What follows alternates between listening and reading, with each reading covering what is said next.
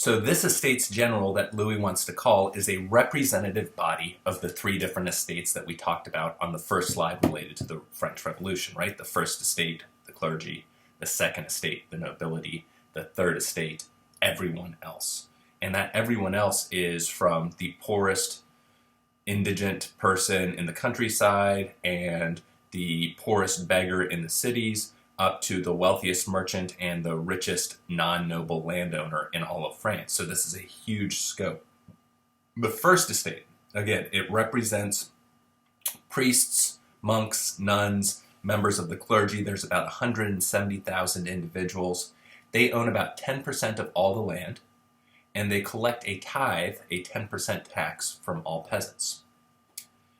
The second estate is the nobility, about 140,000 individuals. They earn about a third of all the land, and they enjoy tax exemptions and collect landlord rents and dues from peasants who live on their lands. The third estate is everyone else, at least 95% of the population, but probably closer to 98. Part peasant, farmers, 75% of the overall population. Other people are kind of city workers. Take a look at this, though. This is my attempt at creating graphs related to it. And while the land is largely owned by the third estate, if you look at that graph on the right,